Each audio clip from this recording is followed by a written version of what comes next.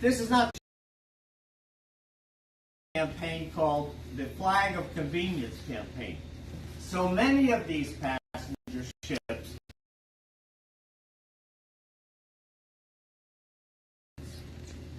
like the owner of the Princess Lines and Carnival Lines is a guy by the name of Mickey Arison. He's a big supporter of Donald Trump. And these ships, the owners don't pay any taxes in the United States. They don't have crews that are actively involved in representing the crew members. And they don't abide by environmental or medical law. And this is a problem that we have to deal with. The ITF we'll have a statement from them read a little bit later. I want to read a statement from the International Dock Workers Council that represents 100,000 dock workers around the world. The International Dock Workers Council calls on the competent authorities and the cruise line to provide immediate medical attention in hospital conditions to those affected and to carry out the necessary checks and ensure that the rest of the crew is not affected. We want to make sure that this contamination doesn't spread. We want to make sure the crew is treated now. The Grand Princess home port is here, but its registry is in Bermuda. And that's how these big corporations, shipping companies, get around paying taxes or having unions on the ship. What we're looking forward to right now is giving that kind of aid to the crew. And the problem is that we don't have in this country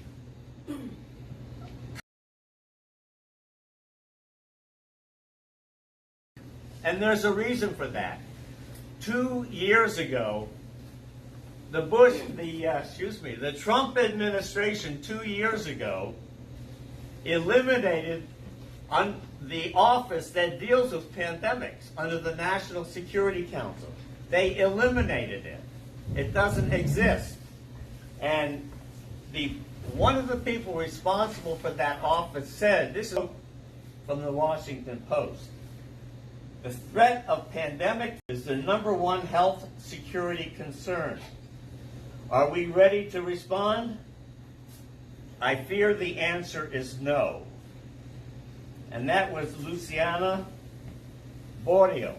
She was director of one of the offices that oversees the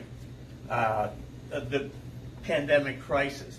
We don't have competent leadership, and we put the blame of that on the doorstep of Donald Trump.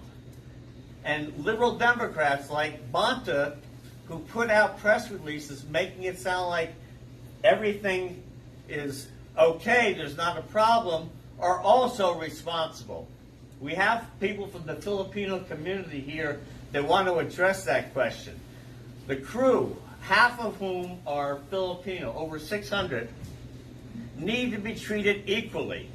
They need to be given competent medical care. That's not happening.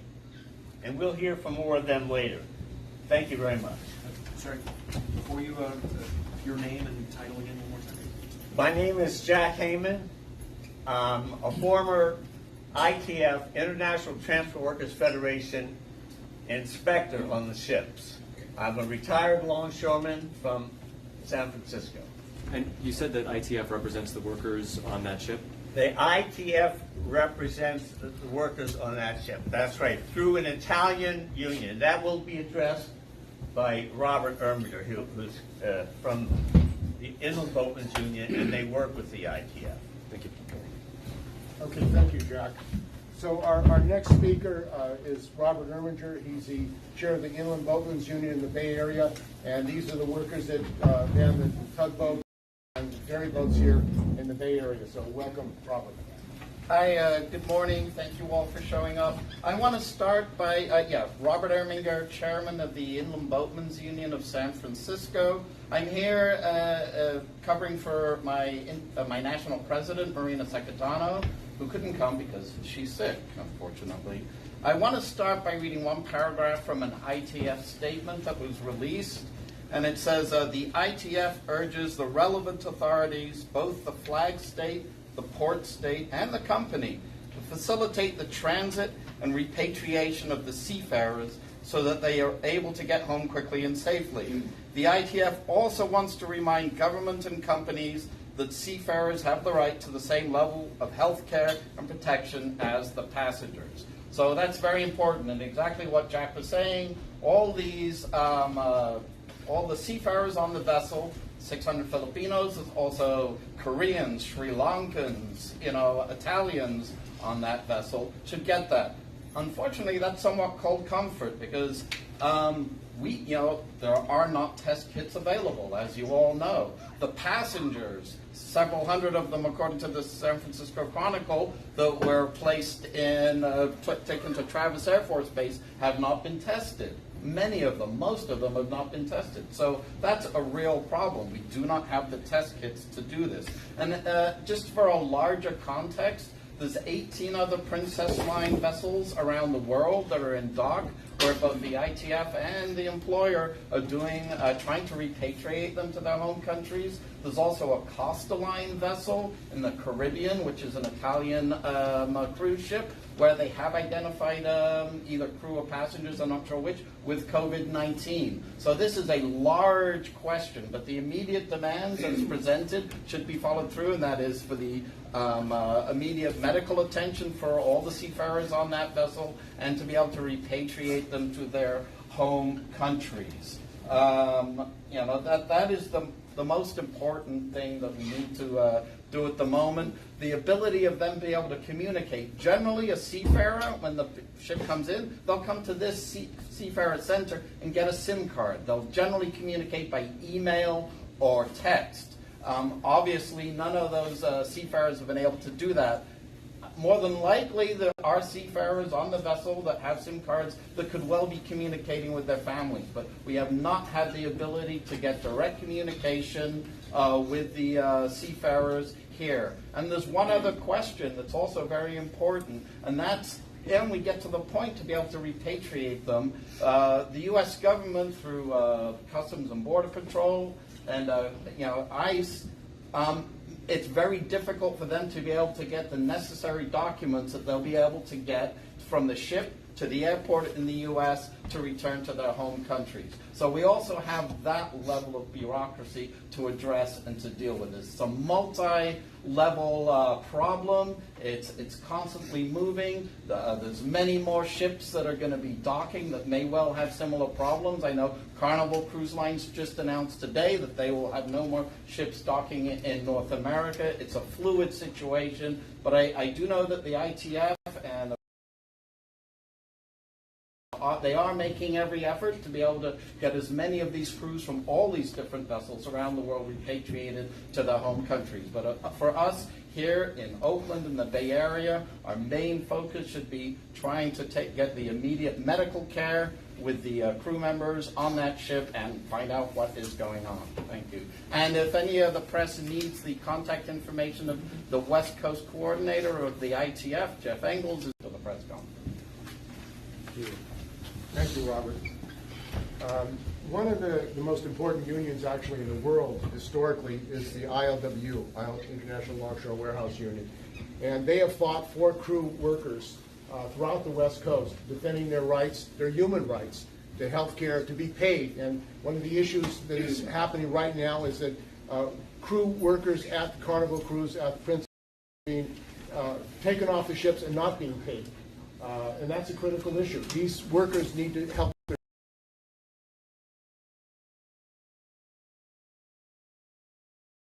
of ILW Local 10, Trent Wells. Welcome, Trent. All right.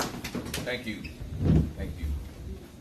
My name is Trent Willis. I'm the president of the International Longshore and Warehouse Union, Local 10. And I want to touch on a few different points. The first point is that we completely support and join in the campaign to repatriate the crewmen. On ILWU's history, we have always stood for the working rights of all working people, whether unionized or not, and we still carry on that tradition today. So I would like to make that point first.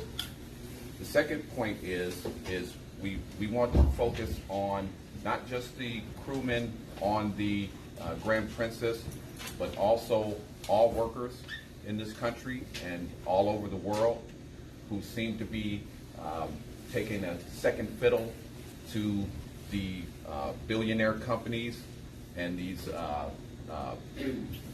huge conglomerates that want to ignore the fact that working people need to be protected and health and safety issues need to be addressed. Here locally, you have heard some stories coming from some of our representatives, elected officials here in the city and in Congress, saying that the Port of Oakland has been thoroughly cleaned. That is not true. Okay? To address our employers, the Pacific Maritime Association, we have had several meetings with the Pacific Maritime Association where we have tried to express the state of emergency that our workers are in and the risk that we are taking by coming to work every day and possibly being exposed to the coronavirus, through whether it be through contact with other workers or contact with machinery or trucks or what have you. Our employers, under our safety code, Section 3 of our safety code, are required to have available to us safe equipment and safe working conditions to perform our jobs, and they are not doing so. We were told in a meeting yesterday that basically to look out for ourselves, and that is unacceptable. So we are happy to join the cause with other workers around the world to make sure that every worker, whether it be the Filipino workers or whether it be the longshoremen or whether it be a worker at McDonald's or wherever, all workers, this should be a call to unite and to stand up for our rights as human beings. This is an absolute class struggle. It is a class struggle, and it continues to be a class struggle, and times like these show us that the class struggle can absolutely get dangerous for the poorer members of our society. So I want to make it clear that this struggle is not just about the International Longshore and Warehouse Union. Our motto is an injury to one is an injury to all. And we look forward to continuing this campaign to both protect our members and also to stand up and protect all workers. Like I said before, our employers here in the Bay Area are refusing to live up to contract provisions and requests from the workers here in the Port of Oakland, and we are very upset about that. So this is why we are here today. We think that as far as the crew members on the Grand Princess, it is another example of power and money coming before people, and that is unacceptable. The ILWU has always stood against the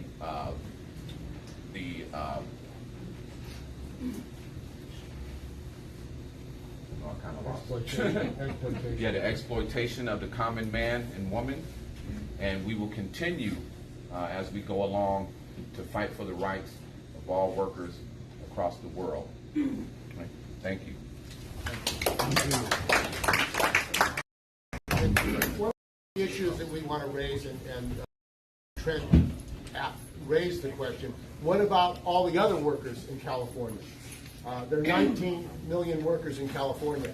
And we have learned recently from Garrett Brown that at Cal OSHA, This is the organization which we pay for, workers pay for, to represent, to protect our health and safety. There is only one doctor and one nurse at Cal OSHA. Only one doctor and one nurse at Cal OSHA, and less than 200 inspectors, health and safety inspectors in California, and workers. So how are workers going to be protected if the state agency responsible for their health and staffing? So we're calling right here on Governor Newsom to immediately restaff Cal OSHA so the workers of California are protected. It is a scandal that in California, as I said, there's only one doctor and one nurse at Cal OSHA for 19 million workers. This is unacceptable. They have to hire the medical staff at this agency so working people have protection. So if they have a question on a job, they can call Cal OSHA, and Cal OSHA can come down and let them know what they need to protect themselves. So our next round on health and safety in Cal OSHA and what we need to do to protect the workers in California. So our next speaker is Ricky Cox. He's Vice President of ILW Local 34. Ralph, welcome, Ricky. Good morning, everyone. My name is Ricky Cox. I am the Vice President of Local 34 ILW Clerks Union. Clerks Union, what we do, we are the ones that move the flow of cargo. We are the ones that get the containers from one spot to the other, from imports to exports. That's what we do as a living. A lot of things that we touch on an everyday basis is keyboards. We would like to have all the keyboards on the ports clean. Everyone touches keyboards. We have members that, I'm hearing about this virus that sometimes you don't know if you have it. So if you go out, you might get a cough, you might touch a keyboard, and you go still type. There's two different shifts. So the next shift's going to come in, they're going to touch the keyboard. They're going to touch those keyboards not knowing that this keyboard could be contaminated. They're going to take that home to their families. Their families live in the Bay Area. Now we're infecting people, and that's not what we want to do. The equipment, to me, we were told that the equipment, I asked for the equipment to be detailed. I need the equipment to be fumigated. We need the equipment to be fumigated up and down the coast. All equipment needs to be clean before we get in the equipment. We were told to get some wipes and just wipe it down. That's not our job to just get some wipes and wipe it down. That puts us in a hazard risk. That's not what we want. Our employers just want to give us some wipes and send us to work. But remember, we were the front line for this coronavirus, which was the mecca of our nation of the coronavirus. Now we might have, no matter how many people on that ship might have it. So you take us that work the ship and the crewmen that work the ship right there, and we're treated the worst out of the whole situation. Luckily, we haven't had one report of a longshoreman, of the 2,000 longshoremen that's in the ILW that's here, and maybe it's 30,000 up and down the coast that hasn't had it. So what we're trying to do is be proactive before a port has to shut down because people have the coronavirus. So it only makes sense for us to be proactive and get everything clean, and that starts with the equipment, and from the equipment and the inside of the equipment to inside of the buildings, to the keyboards, to the doorknobs, everything. And it should be done in between shifts. We got two shifts. You have a day shift and a night shift. So if the day shift leaves, somebody should be coming in cleaning them bad boys. Or before we start work, and I'm talking to all longshoremen up and down the coast, before you start work, you know your safety codes. The first thing you're going to do when you go to your truck, go take your truck in between those trucks, go take your equipment and get it clean before you start work. You don't start no shift, you don't do nothing until you get your truck clean. If that's how they're going to play this game, that's going to stop work product. They're going to be upset at that. But that's what we got to do if they don't want to do it. First thing you do at the beginning of your shift, go get your truck clean. Clean your truck out, because if that's all they want to give us is wipes and napkins, stuff like that, then it's going to take us about 30 to 40 minutes, and that's going to put us back on production. I would like to thank everybody for coming out. I'm speaking up for everybody that's a worker out here, and hopefully that every boss or everybody that's in a place of power understand how this virus works, and we try to keep all areas clean. Right now, also, we were told that we don't have any hand sanitizer for us on the port. All we have is they're going to try to get us some wipes. To me, that is unacceptable also. We understand that it's been a mass hysteria to get these products, but we need these We need these now on the ports. That's why we're here. That's why we're talking to you. That's why we're getting our story out. And thank you guys for coming. Thank you. Now, as we said before, this is a human rights issue. This is a worker rights and human rights issue. And the issue of the crew, the largest part of the crew are Filipinos. And I think they're getting second-class treatment. If these were white, rich people or from Europe, they would probably be treated better. But that is the history of the treatment of Filipino workers in the United States and minority workers. Our next speaker is Terry Vallon. He's director of the Filipino Community Center, president of the National Alliance for Filipino Concerns. Welcome, Terry. Hi. Sorry. Thank you all for inviting us here today. We're very proud to be here with the workers, with the communities here in Oakland and San Francisco. I'm the director of the Filipino Community Center and the president of the National Alliance for Filipino Concerns. We're here today to stand with you all to demand justice, health, and safety for the workers and for everyone. So we'll hold this right here. This is our flag right here. At any given moment, there's about 400,000 Filipinos working on the ships all over the world. The maritime shipping vessels, the cruise lines, the fishing vessels, probably closer to 500,000 Filipinos working on those ships. We've heard, as others have mentioned, through the ITF and folks working with those workers, representing them in the unions, that there are horrific conditions on those ships, abuse and exploitation, harassment and discrimination, even the health and safety conditions that are sometimes terrible, and even death of Filipinos on these ships. And they're not getting the treatment as workers, but also as basic human beings, the health and safety they need on the ships, that they're helping move goods around the world, just like the longshoremen are at the ports. The trucks that are moving things around, these ships are moving things around the world, and Filipinos are at the heart of that.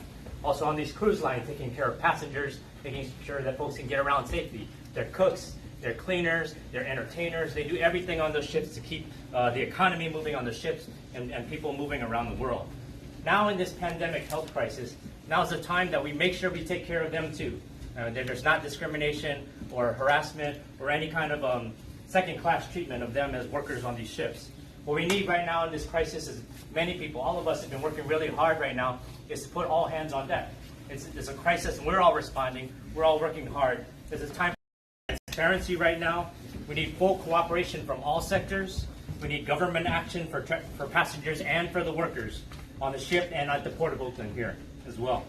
We need humanitarian relief and health and safety resources that we all need to mobilize as a whole society. And we need the repatriation of all workers, not just the Filipinos that, as I mentioned, there's other ethnicities and nationalities on board. They need to get back to their home countries and the Philippines and all countries around the world. And the workers economic relief and job security for themselves, their families, and their livelihoods moving forward. So the Princess and Carnival cruise lines need to be responsible for taking care of those workers as well. What we need right now from the companies and government is more transparency, emergency action, full cooperation. We don't need things like Trump saying, don't let this ship dock in the Bay Area because we don't want those numbers adding to the numbers in the U.S. That's inhumane. That's ridiculous. And we also want to make sure that, instead of leaving the ship out to sea, it's like a petri dish of more people can get infected. You need to disembark. That's a contaminated ship and situation where we need to get those folks off of the ship, back home to their families, safe and with healthy health and safety. And, at the SEC and through NAFCON, we as grassroots community organization are mobilizing ourselves in all the different ways. We mobilize over $1 million in grassroots relief donations when there's a typhoon in the Philippines, when there's recently a volcanic eruption in the Philippines. We move ourselves and our communities forward and make sure that everybody has what they need. And that's what the government needs to do. That's what Carnival Cruise and others need to do. We're doing our part, and we expect and demand that Carnival and Princess Cruise Lines and elected government officials do the same. When we heard of this happening and Trump saying he wanted to keep it offshore, or when we didn't hear in the statement that the workers would be allowed off and repatriated, that just the passengers, we're going to push the ship back out to sea, we're saying that's not how we want to treat the workers on board or any of the workers. And we want to make sure the workers as well here at the ports are taken care of and are safe and secure as well. It's in this spirit that we stand again with our brothers and sisters in labor to demand that the U.S. and Philippine governments and the cruise lines ensure the health, safety, well-being, and security, again, not only of the thousands of passengers, but also the 1,100 crew members and that the port workers here in Oakland are taken care of as well. It's time for all of us to step up, and we appreciate the efforts of some of our officials to step forward to make sure we're in communication. We heard the Philippine consulate is in communication with some of the workers, again through Facebook, I think is how they're reaching some of the workers. But beyond that, the workers' voices and their leadership needs to be at the forefront of this crisis.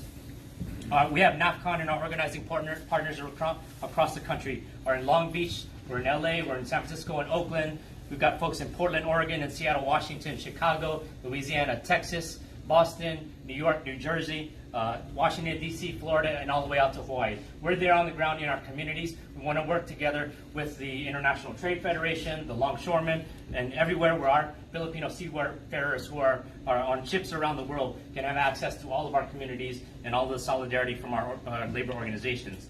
We stand ready to support our brothers and sisters in labor so we can reach out to each other and stand together for our kababayan, our countrymen, and all workers to ensure their health and safety and the dignity and rights of all workers in times of crisis and every day. So we thank you for inviting us here today, and we're going to do everything we can together side by side. It's all hands on deck, and we're right here with you all. Thank you, Terry. And this is a global pandemic. And one thing we want to make clear here is that this isn't an issue.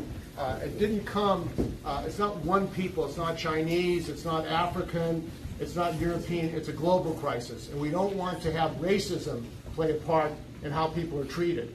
Chinese are under attack in this country now. Chinese restaurants. We have to oppose the racism and xenophobia that is being used by some to blame people because of their nationality, that they're responsible for this crisis. Our next speaker is Janabi Pareja. She's with Migrant NorCal.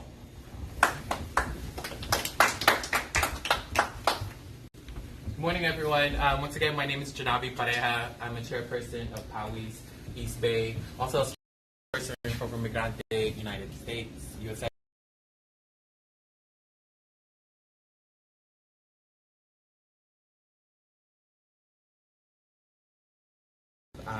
That works directly for the rights and welfare of Filipinos here and also abroad. So let me paint you a picture first real quick in terms of the situations in the Philippines. There's about 6,000 Filipinos that leave the country every day. So it's not a surprise to me when I heard the numbers of more than 50% of this ship, the ship crew are Filipino. It's not surprising to know that there's about of Filipino ship crew workers around the world. What's really interesting and to the fact is that what's the difference between workers being treated the same as passengers who paid to go onto this trip? Why is there a limitation of test kits that's being provided only for the quote-unquote paid passengers, but not the workers who is cleaning the room, cooking the food, being an entertainment to people here?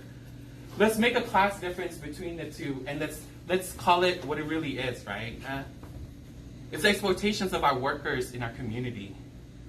How do we demand the companies, not just companies in the shipyards, but everywhere, to demand them how to better, support the workers who actually makes this economy thrive?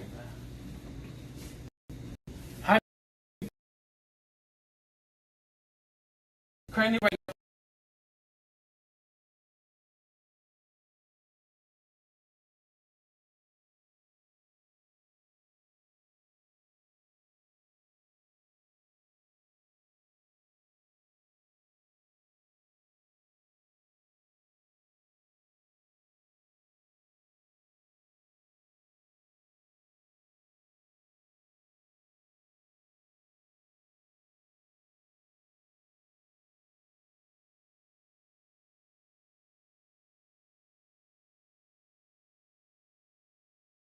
that they're actually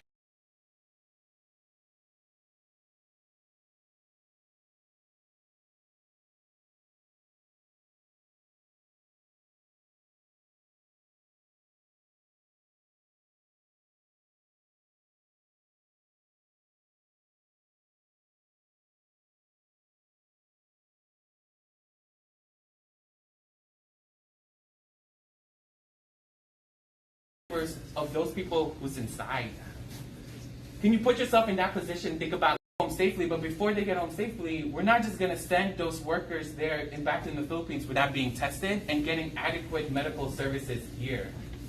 That's just you putting a Band-Aid into the situation that, you know what, I'm just going to send them, then it's not my problem anymore. It won't even be in my quota, it won't even be in these numbers, but you know what, that's other people's problem. How could that be humane to think that that is other countries' problems? But this puts us a magnifying glass as to what's happening also in our government and also in the Philippines. One thing that we received is that they've actually received a 10,000 pesos as a payment for lost like wages. But it's 10,000, which is equals to about $200 enough for lost wages, medical attention, or anything that goes beyond that. What will happen to their job security? Majority of these workers are contractualized workers. As you can, as was said before, this shipment is for in the Bermuda, so they can evade tax. Is evading tax more important than the quality and assurance of healthy people that's working for your company? I would not think so. The second is that, how do we ensure that when they get quarantined and or receive this medical treatment, that they will get their jobs back? How can we secure demanding their job security when they get back? Because usually, majority of the time, people who are Filipinos abroad are the one that's making the money for the whole family. Second is that knowing that when they go back to the Philippines, there's this promises that we've been hearing from Rob Bonta's office, or promises in the U.S. government or the Philippines government. But do you all know that people in the Philippines that get tested, they're still having to pay out of pocket for this test? People can afford this test, so they would rather not get tested. So you put in the dichotomy, it's like, would you rather pay to get tested or buy food on the table? Let that sink in there first in terms of what we put our workers, our vulnerable workers, at stake. We appreciate the worker solidarity that we've been seeing here today. We know that it's not just Filipinos that are on board. There are different ethnicity or different backgrounds in this board, but we really appreciate that there is a strong international solidarity of workers here in Oakland, specifically, and workers in the Philippines abroad. But I just want to urge about the strong false promises that people in our government really would like to throw out there. But let those promises be in a reality for our people. Lastly, one of the things that we want to shed upon is that let this be a magnifying glass of the Philippines, that if the Philippines continue to violate, to do human rights violation and continue to violate people's rights, the U.S. itself, we demand to stop the U.S. Tax or U.S. Support in terms of the Philippines. If it continues to do that, how do we ensure that those money is actually being shifted to the betterment and the medical attention that some of our community needs? So once again, thank you for giving us time and having a conversation with you all in this press conference today. The labor movement in the United States has sought to fight for particularly Asian American workers. And with us today is Norman Ten. He's with the Asian American Labor Alliance. He's a San Francisco chapter president. Norman.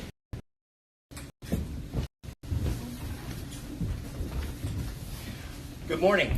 My name is Norm Ten, and I'm proud to serve as the chapter president for the Asian Pacific American Labor Alliance. I'm also one of the National Executive Board members.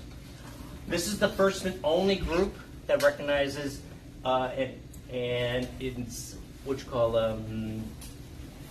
that basically for Asian Pacific Islander workers. We're here to support the workers. This is all about human rights and worker rights. And it's really important to actually understand the human part. The human part is this, that it's somebody's sister, somebody's wife, daughter, husband, son. They're out there on that floating incubator, waiting to fulfill that contract that they signed with the employer. Are you kidding me? As you know, at the bottom of the contract, most likely, it says, and other duties as assigned. Well, quite frankly, I don't think getting sick and dying on the ship qualifies as duties as assigned. No. We're talking about people. We're talking about human beings. Yes, you've heard other speakers talk about, yes, there's many, many immigrant workers there. And with that, yes, good number of them, hundreds and hundreds, are Filipino workers. But they are all workers. And with that, we've got to recognize that.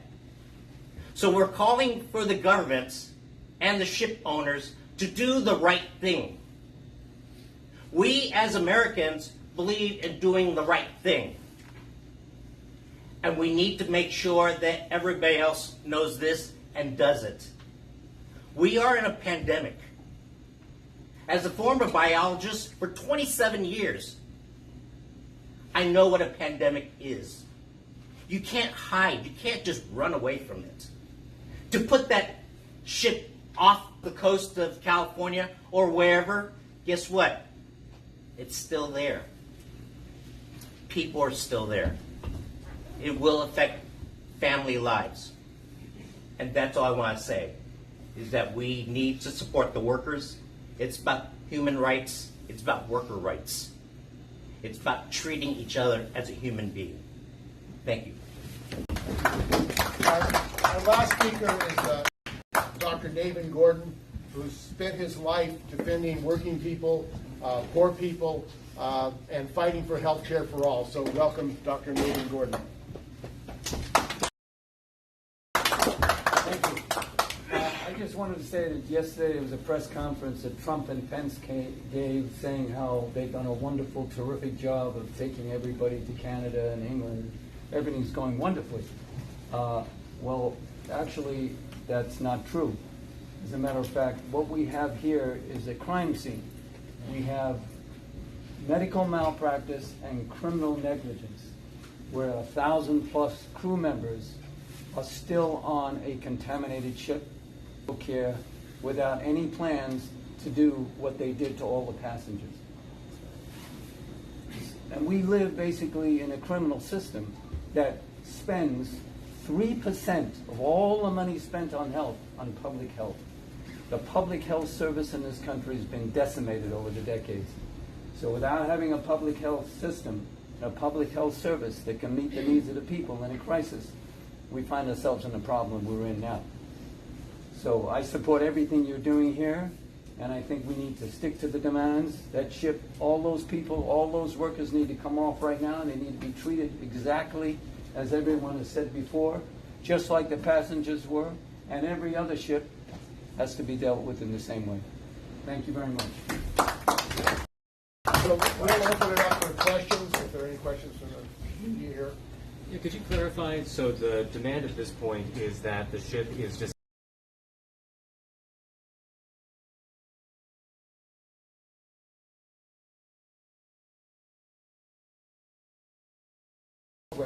until it's evacuated of all the crew. All the crew have the right to get off. They should be treated here. When you send them out to sea, you're not going to have proper care. And also, what we learned from the Diamond Princess, they said that they kept them on the ship. It was a Petri dish where they would all become contaminated. How can you go in quarantine, and this is what some people are saying, that you can quarantine these crewmen on a contaminated ship? No, you Think can't. about that. You can't. How The ship should be impossible. disinfected. There's no Ship- infection They have control. to be evacuated from the ship. Right. They have to be given medical Decontaminate the treatment, ship. medical care and tested, and the ship then should be Decontaminated. decontaminated. You can't do it by quarantining human beings on a ship. Imagine anyone in this world want to be decontaminated on a quarantined ship, on a contaminated ship. It really is something that we have to raise up and say, no way. this is not the way to treat human beings. And the other thing is, if they send the ship someplace else in the bay, what happens to the workers there? What protection do they have? There's been complete silence. We haven't been interviewed by the doctor on that ship. Where's the doctor on the ship? There's one doctor on the ship. Has he been interviewed? Do people know what he's facing? Do people know how people are being treated on the ship? How many medical workers on the ship? There's no reports.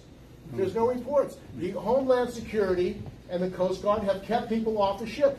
This office here has not even been able to allow to give SIM cards or speak with the ship workers for clerical purposes. You know, for their if they have faith, if they want to pray, they don't even have access to faith people here. So why the secrecy? We're saying we have to open it up. There has to be transparency, and these workers on that ship have the right to speak out and say how they're being treated. Who are the key decision makers that you're hoping to get through to right now? Well, Governor Newsom, when he was questioned at the press conference about the evacuation of the ship, he was asked by the press at his press conference, what about the crew? And he didn't have anything to say about the crew. Well, this ship is in California. It's in the city of Oakland. Cal OSHA should be on that ship. Cal OSHA should have people go on the ship and make an investigation. What are the health and safety conditions of the workers on that ship? Right. That's the job of Cal OSHA. That is the law in California. Right. Enforce the law. Right. The law says Cal OSHA has the right to go on ships and other work locations.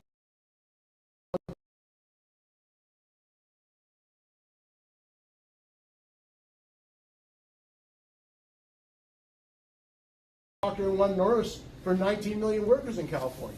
They don't even have the staff. But that being said, they still are responsible for the health and safety protection of those workers, and we know that they're health and safety concerns. Yeah. Yeah, you know, this isn't just our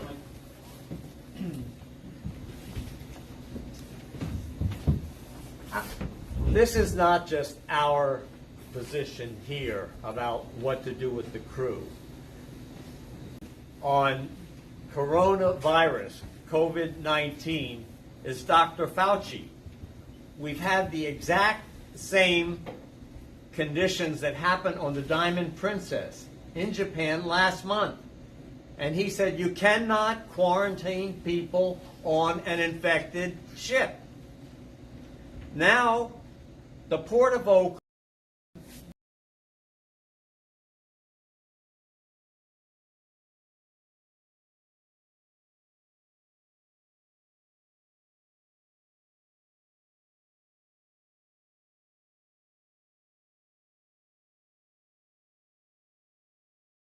That's the problem.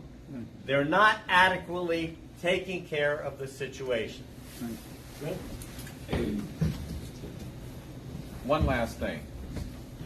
We're absolutely here trying to make the connection that this is another example of big business putting profit before human lives and safety.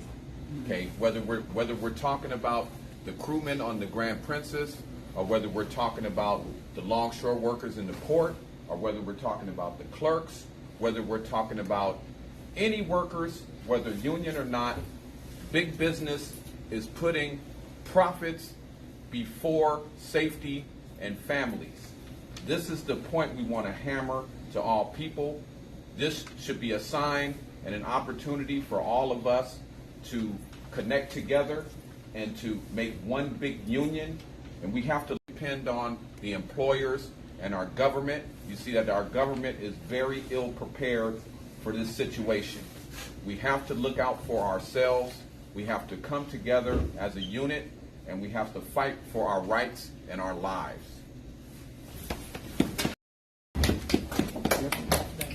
Steve, is it true that there are some officers and rank and file members of the Peace and Freedom Party who are here who support good living conditions for the working class and the low income and good working conditions for the working class? Well, the Congress just passed a bill, the United States Congress, to provide temporary sick leave and health care for people who get coronavirus. But basically, we have a right in this country. Every human being and every American should have the right for complete Medicare and complete health and safety protection. What I think Brother Trent said, president of the ILW Local 10, is if that's going to happen, it has to happen by working people in this country organizing to do it. Nobody is going to give it to you. Nobody is going to save the American people except themselves.